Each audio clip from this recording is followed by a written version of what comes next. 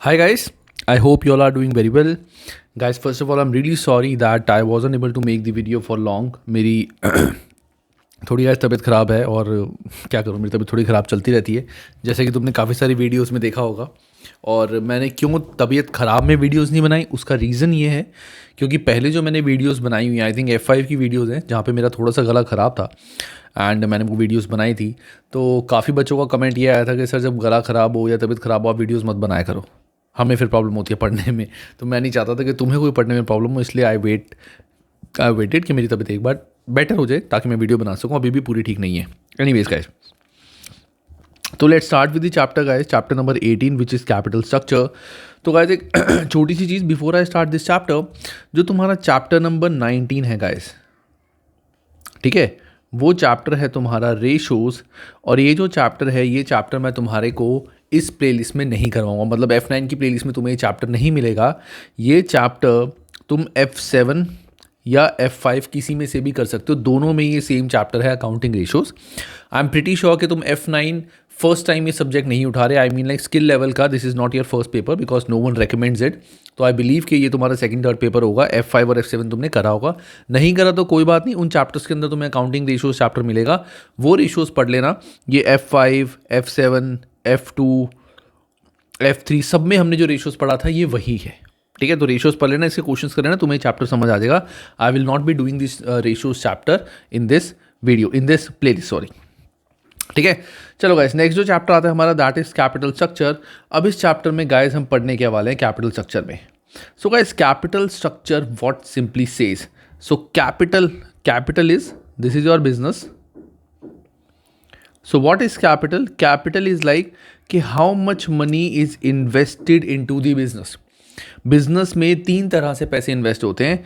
एक होता है जो ओनर बिजनेस में पैसे लगाता है, एक होता है जो बिजनेस लोन लेती है फॉर लॉन्ग टर्म, और एक होता है जो business day to day working के लिए,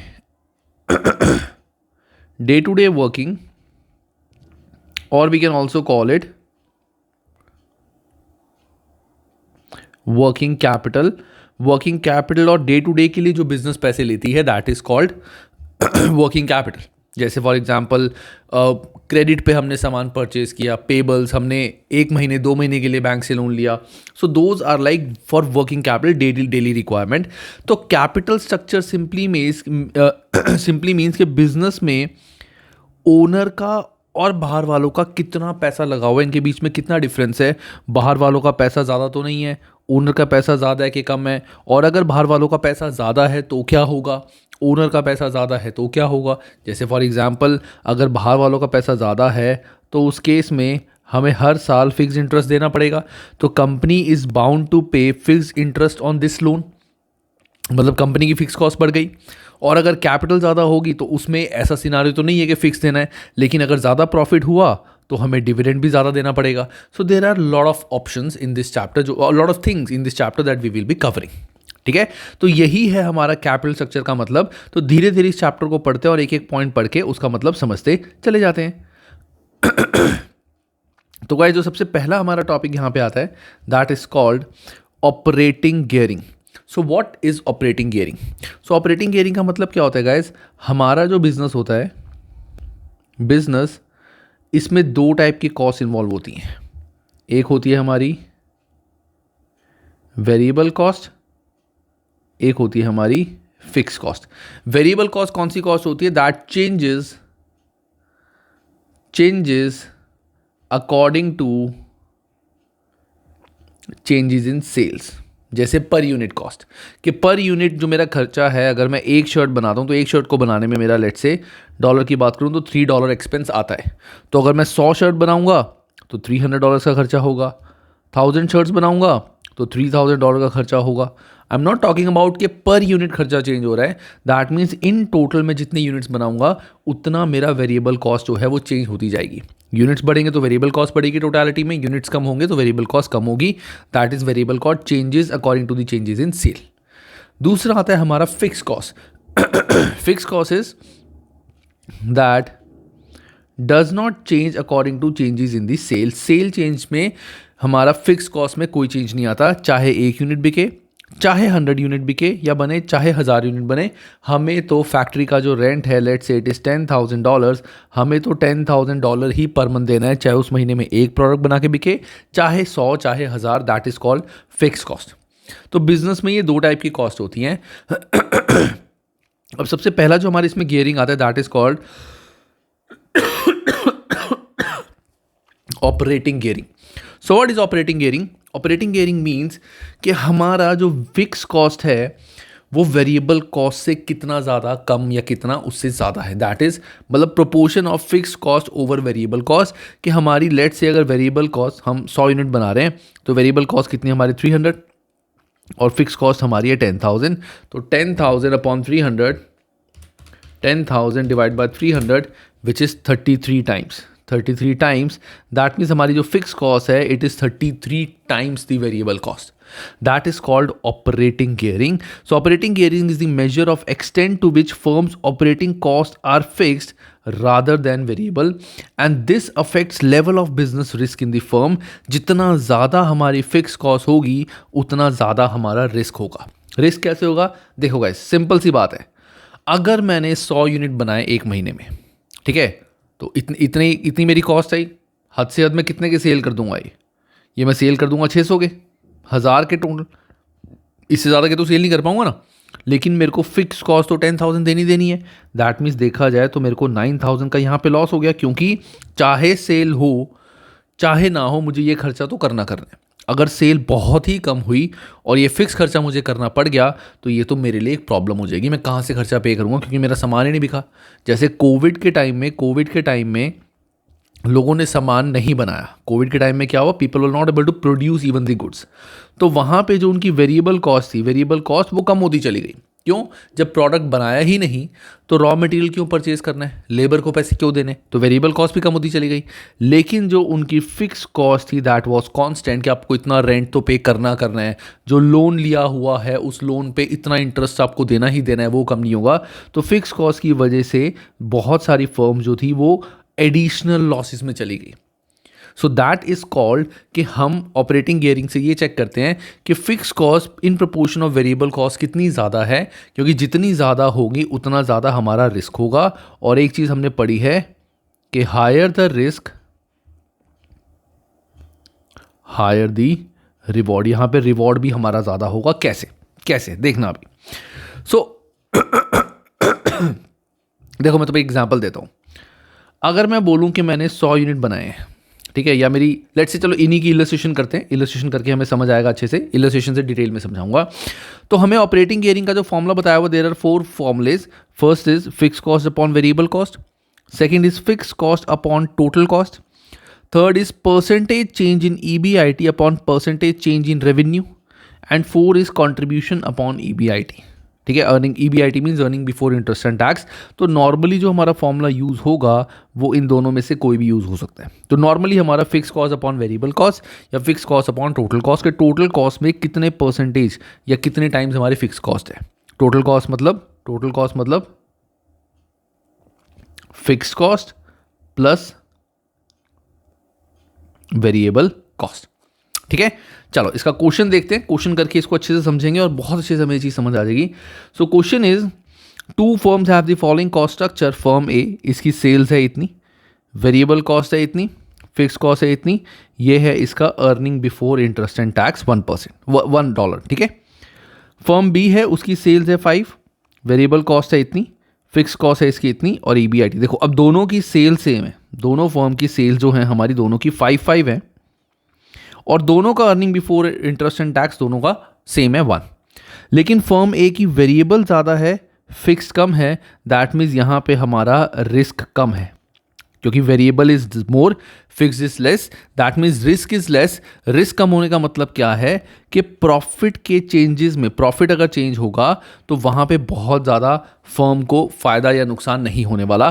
कैसे? मैं तुम्हें एग्जाम्पल देता हूँ। अब यहाँ पे मैं एग्जाम्पल देता हूँ। देखो, अगर मान लो मेरा यहाँ पे फिक्स कॉस्ट होती नहीं, let's say fix cost is 0, ठीक है, मेरी सेल्स कितनी है 5, वेरिएबल कॉस्ट कितनी है 3, let's not talk about fix cost. तो मेरी earning before interest and tax कितना हो गया 2।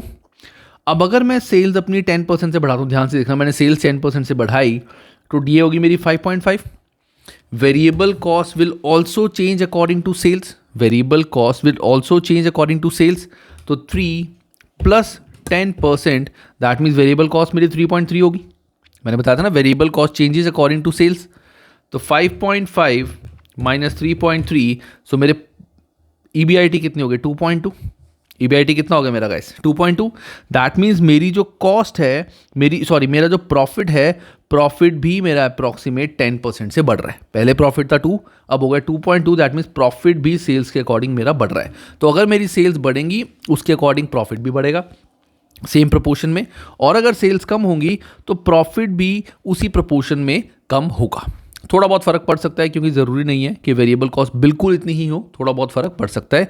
लेकिन अगर मैं कांस्टेंट मानूं तो जितना मेरी सेल्स बढ़ेगी उतना ही मेरा EBIT, earning before interest and tax, बढ़ेगा. लेकिन अगर मैं बोलूं यहाँ पे कि वेरिएबल कॉस्ट नहीं थी, ये थी फिक्स कॉस्ट. लेट्स से मेरी सेल्स और मेरी वेरिएबल कॉस्ट है ही नहीं, सारी फिक्स्ड है. पहले थी 3, अब भी कितनी हो जाएगी? 3. पहले भी थी 3, अब भी 3. फिक्स कॉस्ट नेवर चेंजेस, जितनी मर्जी सेल्स करते रहे हम. तो पहले जो मेरा प्रॉफिट था, earning before interest and tax, it was 2, अब मेरा हो गया 2.5. तो सेल्स मैंने बढ़ाई 10% से, और मेरा जो प्रॉफिट है वो कितने से बढ़ा? 0.5 डिवाइड बाई 2%, 25% से मेरा प्रॉफिट बढ़ गया. दैट मीन्स सेल्स मेरी बढ़ी, उससे काफ़ी हाई प्रोपोर्शन में मेरा प्रॉफिट बढ़ गया. एंड वाइसी वर्सा, अगर मेरी सेल्स 10% कम होती है, चलो कम करके देखते हैं एक बार, समझते हैं कॉन्सेप्ट को. अगर मेरी सेल्स 10% कम होती है, 5 minus 10%, it is 4.5. Fix cost में तो कोई चेंज आएगा नहीं, फिक्स कॉस्ट 3 रहेगी. तो मेरा earning before interest and tax कितना रह गया? 1.5. ठीक है. तो यहां पे देखो, सेल्स मेरी कम हुई 10% से, और earning before interest and tax मेरा कम कितने से हो गया? 25% से. That means higher the risk, higher the reward. So जितना, इससे हमारा कॉन्सेप्ट क्या बना कि ऑपरेटिंग गियरिंग रेशो अगर हमारी हाई है, ऑपरेटिंग गियरिंग रेशो अगर हमारी हाई है, तो उसका मतलब ये बना कि अगर हमारे प्रॉफिट ज़्यादा बढ़ेंगे, अगर हमारी सेल्स बढ़ेगी, तो हमारे जो प्रॉफिट्स हैं वो काफ़ी ज़्यादा प्रोपोर्शन में बढ़ेंगे और कम होंगे. सेल्स अगर कम होगी तो प्रॉफिट भी काफ़ी ज़्यादा प्रोपोर्शन में कम ज़्यादा होंगे. और अगर हमारी ऑपरेटिंग गियरिंग रेशो लो है तो क्या होगा? जो हमारी सेल्स हैं, सेल्स जब बढ़ेंगी तो प्रॉफिट हैं हमारे बढ़ेंगे, लेकिन थोड़ा फर्क पड़ेगा, बहुत ज़्यादा फर्क नहीं पड़ेगा. सेल्स कम होगी तो प्रॉफिट भी हमारे कम होंगे, लेकिन इतना ज़्यादा फर्क नहीं पड़ने वाला. जिस प्रोपोर्शन में सेल्स बढ़ रही है उसी प्रोपोर्शन में हमारे प्रॉफिट बढ़ेंगे.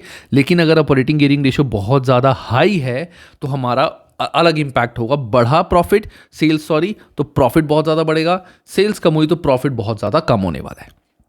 इसी का इन्होंने हमें क्वेश्चन दिया हुआ है. क्वेश्चन करते हैं. देखो इस क्वेश्चन में क्या बोला हुआ है कि हमारी 2 फर्म्स है, फर्म ए, फर्म बी. फर्म ए की सेल्स है इतनी, वेरिएबल कॉस्ट इतनी, फिक्स कॉस्ट इतनी, EBIT इतना, और सेम फॉर फर्म बी. तो यहाँ पे अगर मैं बोलूँ तुम्हारे ऑपरेटिंग गियरिंग कितना आ रहा है? Fix cost divide by variable 1 divide by 3, so it is 33 times. So 1 divide by 3 is equal to 0.33 times. So 0.33 हमारा ऑपरेटिंग गियरिंग का आ रहा है फर्म ए का. I will just write it here. और फर्म बी का 3 divide by 1, that means 3. So firm B का operating gearing ratio बहुत ज़्यादा है. इट मीन्स अगर मैं फर्म बी की सेल्स बढ़ाऊंगा तो मेरा जो EBIT है उसमें बहुत ड्रास्टिक चेंज होने वाला है, और अगर सेल्स कम करूंगा तो उसमें भी ड्रास्टिक चेंज होने वाला है एज कंपेयर टू ए. पहले ए का देखते हैं. चलो ए का देखते हैं. 10% इंक्रीज एंड 10% डिक्रीज. ए का देखते हैं. 10% इंक्रीज और 10% डिक्रीज में EBIT भी कितना चेंज होने वाला है. तो सेल्स 10% से बढ़ी 5.5. वेरिएबल कॉस्ट है 3 plus 10%, it is 3.3. Fix cost में कोई चेंज नहीं आएगा, it will remain the same. Fix cost is 1.0. सो मेरा जो EBIT आया इट इज़ 5.5 माइनस 3.3 माइनस 1, अब आया मेरा 1.2. ठीक है. और अगर सेल्स 10% से कम हुई है, दैट मीन्स 4.5, 2.7.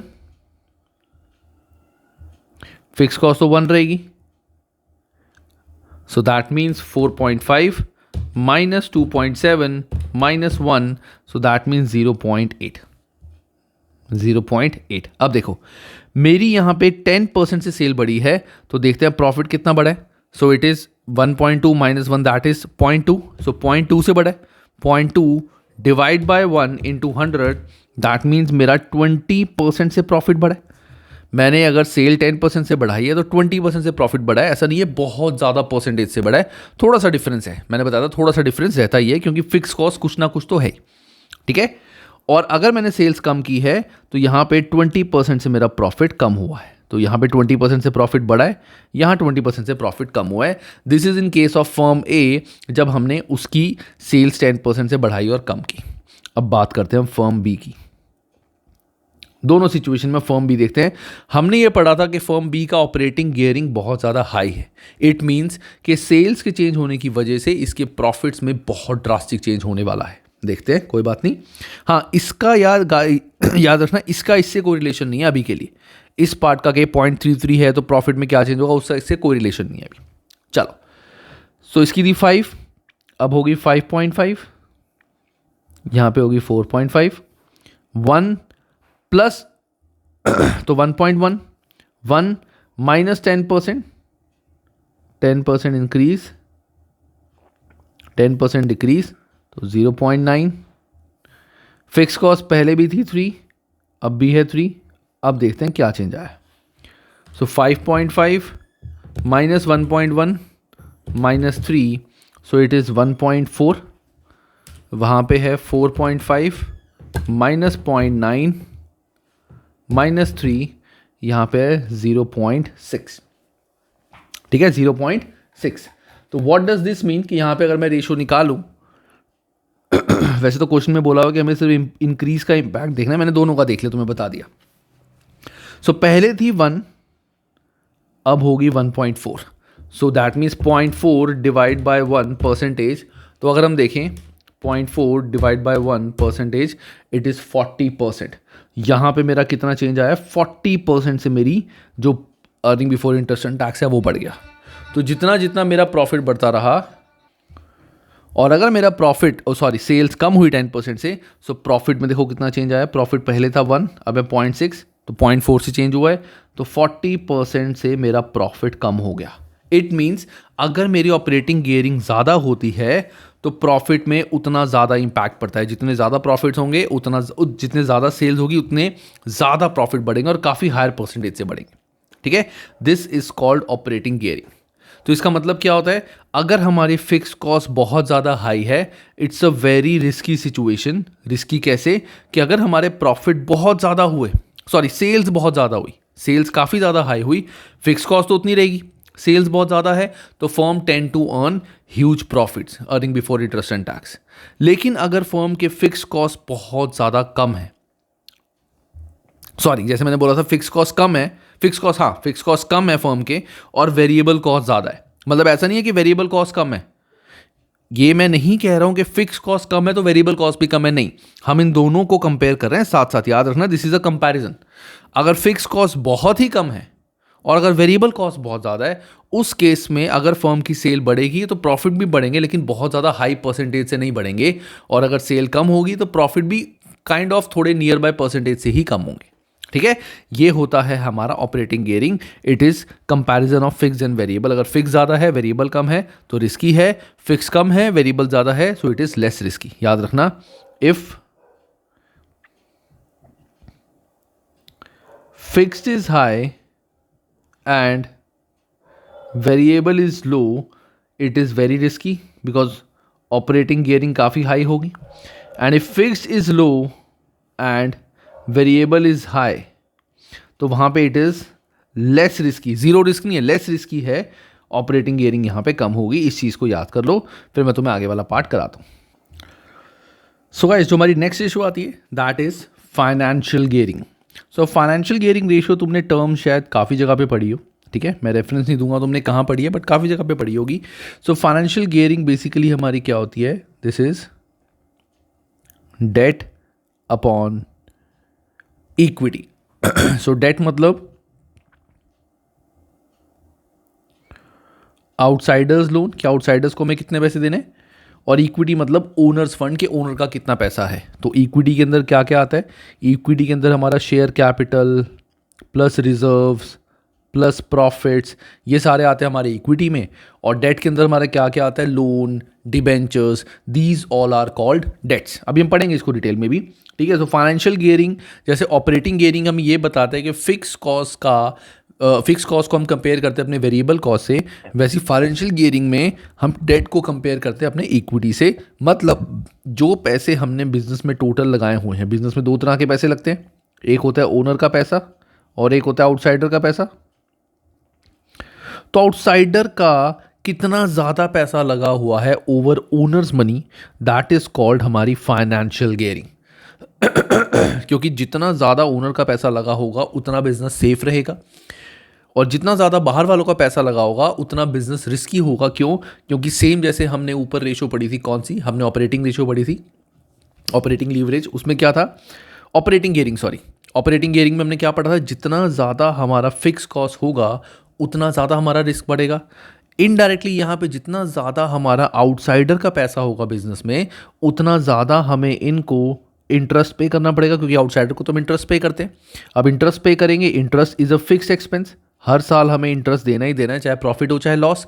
सो इनडायरेक्टली देखा जाए तो इसका भी लॉजिक वही बनता है कि अगर आउटसाइडर को हमें पैसे ज़्यादा देने हैं, सो दैट मीन्स हमारी फिक्स कॉस्ट ज़्यादा हो जाएगी। So business would be more risky, but higher the risk higher the reward. So financial gearing is a measure to the extent of which debt is used in the capital structure. ठीक है, इसके जो formulas होते हैं, एक होता है equity gearing, that is debt upon equity. Debt मतलब लॉन्ग टर्म डेट। अब यहाँ पे इंपॉर्टेंट लाइन आएगी, that is plus preference share capital. Normally preference share capital को हम कैपिटल का पार्ट मानते हैं, लेकिन for the calculation of financial gearing हम प्रेफरेंस शेयर्स को हमेशा एक आउटसाइडर मानते हैं, इसको हम हमेशा आउटसाइडर लोन मानते हैं। क्यों? क्योंकि प्रेफरेंस वालों को ना तो कोई वोटिंग राइट्स हैं, ना वो हमारी बिजनेस की काम में दे कैन इंटरफियर, ठीक है, और उनको हमें फिक्स परसेंटेज देना होता है हर महीने, ठीक है ना। और अगर ये रिडीमेबल है तो कुछ टाइम बाद हमें इनको पैसे भी वापस करने पड़ेंगे। तो सारे तो इनके फीचर्स लोन वाले ही हो गए, बस नाम के लिए ये हमारे शेयर कैपिटल में आते हैं। That's why preference share capital, do remember preference share capital is always treated as a long term debt in case of या इन कैलकुलेटिंग फाइनेंशियल गियरिंग, ठीक है। और इक्विटी गियरिंग के साथ एक दूसरा फॉर्मूला होता है टोटल गियरिंग या टोटल कैपिटल गियरिंग। उसका फॉर्मूला होता है डेट अपॉन, इसको कैपिटल एम्प्लॉयड भी बोलते हैं, डेट अपॉन कैपिटल एम्प्लॉयड। सो डेट कैपिटल एम्प्लॉयड मतलब equity plus debt. So debt upon equity plus debt, you can also say debt upon equity plus debt. जैसे ये भी हमने ऊपर पढ़ा था कि fix cost upon total cost, ऐसे debt upon equity plus debt. इसका मतलब है कि टोटल जितने पैसे फर्म में लगे हुए हैं उसमें कितना प्रोपोर्शन हमारा डेट का है। और इंटरेस्ट गियरिंग मतलब डेट इंटरेस्ट के डेट से हमें कितना इंटरेस्ट आने वाला है, divide by operating profit before interest and tax. मतलब हमें डेट पे कितना इंटरेस्ट देना है और कितना इंटरेस्ट जनरली हम, कितना प्रॉफिट हम जनरली कमाते हैं। अगर मान लो मुझे इंटरेस्ट देना है 100 और मेरे जो operating profit before interest and tax हैं, बिफोर इंटरेस्ट एंड टैक्स मतलब इंटरेस्ट देने से पहले जो मेरे प्रॉफिट्स हैं वो आ रहे हैं लेट्स से 50, तो मेरा क्या आंसर आ गया 2 times. What does 2 times means? 2 times means कि मेरा जितना प्रॉफिट है उससे 2 टाइम्स मुझे इंटरेस्ट देना है, which is a very negative thing for me कि यार प्रॉफिट से 2 टाइम्स तो मेरा इंटरेस्ट है, मैं कैसे सर्वाइव करूंगा मार्केट में, प्रॉफिट तो लॉस हो जाएगा। प्रॉफिट मेरा 50 है, इंटरेस्ट देना है 100, तो मेरा तो नेगेटिव में चला जाएगा प्रॉफिट। तो वो होती है हमारी इंटरेस्ट गियरिंग, ठीक है। Since preference shares are treated as debt finance, preference dividend are also treated as a debt interest in this ratio, कि डेट इंटरेस्ट के अंदर जो भी हमारा लॉन्ग टर्म डेट पे हम इंटरेस्ट कैलकुलेट करेंगे प्लस प्रेफरेंस शेयर कैपिटल जो है इसके ऊपर जो भी इनका फिक्स्ड परसेंटेज डिविडेंड होता है हम उसको भी एक तरह से अपना इंटरेस्ट मानते हैं कि वो इट्स नॉट डिविडेंड, वो भी एक तरह से इंटरेस्ट है जो हमें पे करना पड़ रहा है, ठीक है। सो देखा जाए तो सारी 3 रेशो का जो कॉन्सेप्ट है वो सेम ही चीज़ बताता है concept, but for comparison purpose same ratio must be use consistently capital gearing that is debt upon debt plus equity is use more often than debt upon equity. ठीक है. Interest gearing in a statement of profit and loss measures rather than financial position of the statement 1. It considers the percentage of operating profit absorbed by the interest payment on borrowing as a result. इसको मैंने already बता चुका हूँ, so let's skip this part. अब हम इसका एक question करते हैं. क्वेश्चन करने से अपना क्वेश्चन को अच्छे से समझते हैं. तुम तो कह रहे होगे सर ये चैप्टर तो अकाउंटिंग रेशियोज की तरह है, जो तो आप कह रहे थे चैप्टर छुड़वाओगे. इसमें रेशियोज एज सच ये it's not directly related to ratios. ये हमारा एक कॉन्सेप्ट बिल्डअप करने चाहते हैं. चैप्टर का नाम क्या है? Capital structure. ये हमारा एक कॉन्सेप्ट बिल्डअप करना चाह रहे हैं. हमें ये बताना चाह रहे हैं कि हमारे बिजनेस के अंदर कितना हमारा इक्विटी होनी चाहिए और कितना डेट होना चाहिए ताकि बिजनेस जो है वो ठीक से चल पाए, इनको अच्छे से प्रॉफिट मिले, इनको भी इंटरेस्ट टाइम पे मिले, बिजनेस भी ग्रो करे. वो चीज़ हम यहाँ पे पढ़ रहे हैं इस चैप्टर में. हम रेशियोज नहीं पढ़ रहे हैं, हम सिर्फ ये पढ़ रहे हैं कि कितना पैसा बिजनेस में लगना चाहिए जो कि ओनर की पॉकेट से हो और कितना पैसा है जो आउटसाइडर की पॉकेट से हो. अभी हमें क्वेश्चन दिया हुआ है, इसमें क्या निकालना है? Calculate equity gearing and capital gearing in the business. So equity gearing का फॉर्मूला क्या था? Debt upon equity. So debt देखते हैं यहाँ पे तो एसेट साइड है, लायबिलिटी साइड. ऑर्डिनरी शेयर ये इक्विटी का पार्ट है तो मैं लिख देता हूँ it is 10. Ordinary share premium ये भी इक्विटी का पार्ट है 3. प्रेफरेंस शेयर कैपिटल मैंने बताया था इसको हम डेट मानते हैं इस रेशो के लिए. सो 1.5. रिजर्व्स 2.5 वो आ जाएगा इक्विटी का पार्ट. चलो ये हो गया. लॉन्ग नोट 10%, तो ये आ जाएगा हमारा लॉन्ग टर्म में. करंट लायबिलिटी इसका तो कुछ भी हम कंसिडर करते ही नहीं है, करंट लायबिलिटी तो कहीं पे आते नहीं है. So that means 9.5 upon 15.5.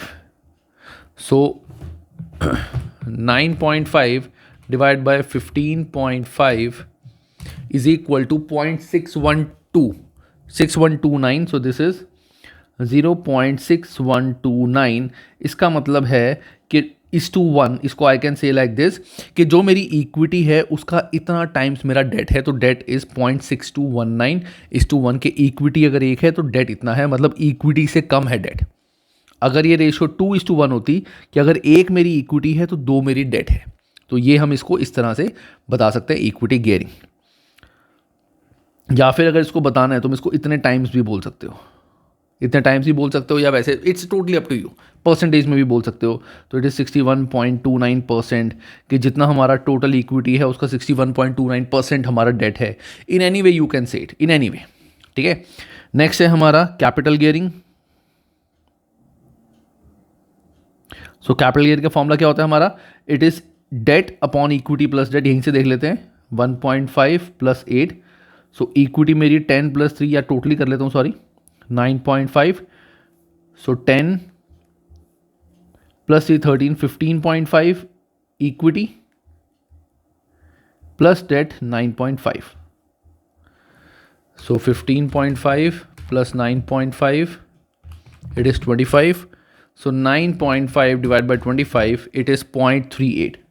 So it is 0.38:1, और वी कैन कॉल इट 38% कि 38% हमारी डेट है इन टोटल हमारा इक्विटी के. टोटल जो पैसे बिजनेस में लगे हैं उसमें से 38% हमारा डेट है. सो दैट मीन्स बाकी जो 62% हो गया वो हमारा हो गया equity. You can also call it like that. लेकिन इसमें अगर मैं बोलूँ कि अगर मुझे यहाँ पे डेट निकालने की, डेट कितनी है, तो वो मैं इक्विटी निकालने वो मैं नहीं निकाल सकता कि मेरी जो डेट है दैट इज़ 0.6129 टाइम्स, मतलब इक्विटी के इतने टाइम्स मेरी डेट है. याद रखना, इक्विटी के इतने टाइम्स मेरी डेट है. सिंपल. ये है हमारा इक्विटी गियरिंग और कैपिटल गियरिंग. बस सिंपल, कुछ भी नहीं है इसमें और. ठीक है ना. सो बात है नेक्स्ट पार्ट पे. सो नेक्स्ट पार्ट पे आता है गाइस हमारा topic that is nominal value और मार्केट वैल्यू. अब देखो यहाँ पे हमने जितनी भी ऑर्डिनरी शेयर कैपिटल लिए हैं, प्रेफरेंस शेयर कैपिटल लिए हैं, लोन्स लिए हैं, ये सारे हमने अपनी बुक वैल्यू पे लिए हैं कि जो बुक्स में, जो फाइनेंशियल स्टेटमेंट में गिवन है, मार्केट वैल्यू पे नहीं लिए. So it's totally up to us. ये दोनों के फायदे नुकसान हैं. हम इसको मार्केट वैल्यू पे भी ले सकते हैं, नॉमिनल वैल्यू पे भी ले सकते हैं. So the ratio can be calculated using either nominal और मार्केट वैल्यू ऑफ डेट और equity. There can be arguments in favour of both, के दोनों के कुछ फायदे हो सकते हैं. मार्केट वैल्यू का क्या फ़ायदा होगा कि are more relevant to the level of investment made, कि हमें मार्केट वैल्यू से पता चलेगा कि रेलिवेंस की कितनी इन्वेस्टमेंट इसमें लगी हुई है।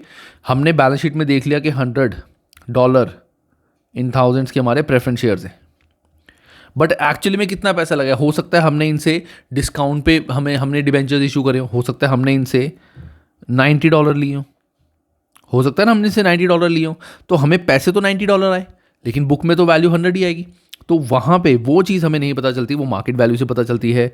Represents the opportunity cost in the investment made की अपॉर्चुनिटी कॉस्ट के आगे जाके क्या है, एनपीवी वगैरह वो हमें पता चलता है। Are consistent with the way investors measures debt and equity, कि जितने भी इन्वेस्टर्स होते हैं वो हर चीज़ हमेशा मार्केट वैल्यू के अकॉर्डिंग ही कैलकुलेट करते हैं, नॉट दी बुक वैल्यू। ठीक है। Nominal value which is also called book value. Book value के फायदे क्या होंगे? तो बुक वैल्यू के देखा जाए तो टेक्निकली बहुत ज़्यादा फायदे नहीं है इन द सेंस कि as compare to market, but उसके फायदे क्या है? This is how impose gear restriction are often express. चलो इसको छोड़ दो।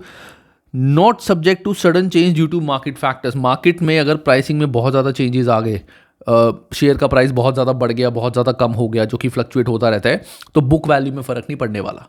सो दैट मीन्स इसमें मार्केट फैक्टर्स की वजह से इसमें चेंजेस नहीं हो सकते, and it is readily available. ये जो फिगर्स थी हमारी ऊपर जो बैलेंस शीट में थी, इट इज़ रेडीली अवेलेबल, कभी भी हम ये फिगर्स यूज़ कर सकते हैं। बुक्स उठाई और सीधा सीधा काम करना शुरू कर दिया। लेकिन जो मार्केट है उसके लिए हमें मार्केट देखनी पड़ेगी, कैलकुलेशन करनी पड़ेगी, बहुत सारी चीज़ होती है, प्रेजेंट वैल्यू, ये सब वो सब, lot of factors we need to consider. Book value से हम इजीली आंसर निकाल सकते हैं। तो मैं जो क्वेश्चन में गिवन होगा, अगर बुक वैल्यू से निकालना है तो बुक से निकालोगे, मार्केट वैल्यू से निकालना है तो मार्केट वैल्यू से निकालोगे। ये तुम्हें बुक क्वेश्चन के अंदर गिवन होगी। ठीक है। अब आता है impact of financial gearing. So financial gearing का इम्पैक्ट हमारे बिजनेस में क्या होता है देखते हैं। चलो ये आज का लास्ट टॉपिक है, लास्ट क्वेश्चन है जो हम करते हैं। अच्छे से कॉन्सेप्ट समझना, इसको पढ़ना, और जैसा कि मैं बता रहा हूँ कि जो अपना तुम्हारा रेशोज वाला चैप्टर है उसको भी कर लो। बाकी I try to cover this syllabus at the earliest guys, जैसी मैं बिल्कुल ठीक हो तो मैं करूँगा। चलो calculate the impact of firm C on 10% fall in the sales and comment on your results. तो फर्म सी की अगर 10% सेल होती है तो रिजल्ट में क्या चेंज आएगा, कोई बात नहीं, देखते हैं। तो पहले है 10, अगर 10% से इसकी सेल फॉल करती है तो ये हो जाएगी 9, वेरिएबल कॉस्ट हो जाएगी 2.2 सो 1.8, फिक्स कॉस्ट में कोई चेंज नहीं आता, तो 9 माइनस 1.8 माइनस 5, तो ऑपरेटिंग प्रॉफिट आ गया हमारा 2.2। इंटरेस्ट भी चेंज नहीं होता, interest is like a fix expense, तो ये होगा 0.2, ये होगा 0.2। अब देखो, अगर मैं अभी इंटरेस्ट हटा दूँ यहाँ तक, अगर मैं EBIT की बात करूँ, this is EBIT, earning before interest and tax, कि मेरा अगर ऑपरेटिंग गियरिंग देखूं, फिक्स कॉस्ट यहाँ पे ज़्यादा है, वेरिएबल कॉस्ट काफ़ी कम है, दैट मीन्स ऑपरेटिंग गियरिंग बहुत हाई है। ऑपरेटिंग गियरिंग हाई मतलब कि सेल्स के बढ़ने से प्रॉफिट बहुत ज़्यादा बढ़ेगा, सेल्स के कम होने से प्रॉफिट बहुत ज़्यादा कम होगा। तो मैं अगर देखूं मेरी जो प्रॉफिट है वो कितना गिरेगा, सेल्स तो गिरी है 10% से,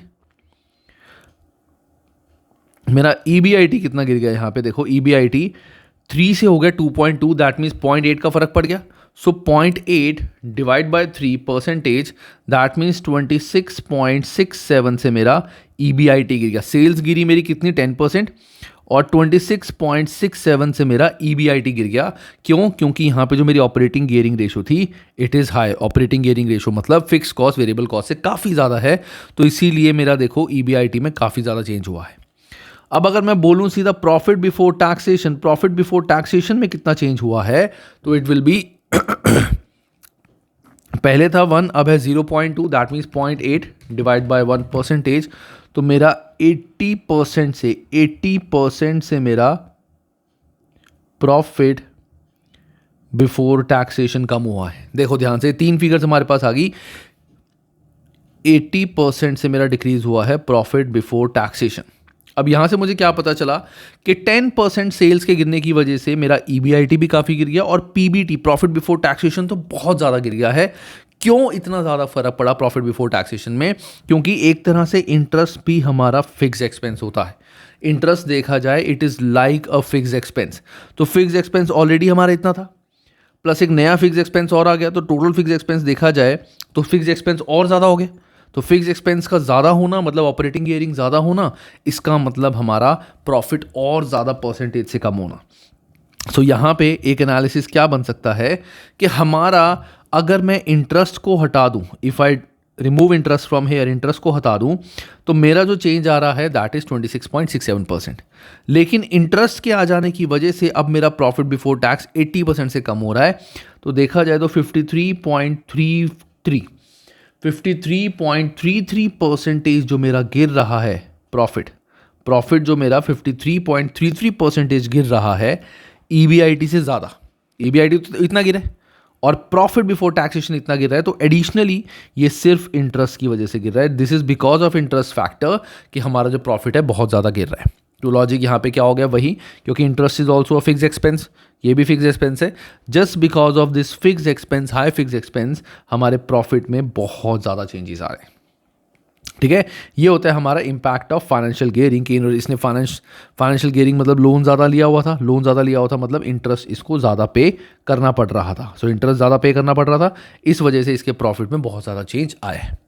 ठीक है, मैंने तुम्हें बता ही दिया था इनडायरेक्टली डायरेक्टली कि हमारा जो अगर हमारे फाइनेंशियल गियरिंग हाई होती है, इसका मतलब हमारा इंटरेस्ट बहुत ज़्यादा हाई होता है। इंटरेस्ट हाई होगा मतलब इनडायरेक्टली हमारे प्रॉफिट में बहुत चेंज हो जाएगा। इट्स अ रिस्की सिचुएशन, जैसा मैंने fix cost and variable cost के टाइम पे बताया था। ठीक है, तो आज के लिए इतना करते हैं। मैं अभी ज़्यादा नहीं करा पाऊंगा, थोड़ा गला मेरा ख़राब सही है। अभी जस्ट मैं तुम्हारे को इस चैप्टर का एक गो थ्रू कराना चाहता था। ठीक है, इसके बाद मैं थोड़ा ज़्यादा इस चैप्टर को कवर करूंगा। तो मेन जो कॉन्सेप्ट है अभी तक का, इसको अच्छे से पढ़ लो। तो नेक्स्ट वीडियो में I will cover the next part of this chapter. चलो bye guys, take care and have a great time.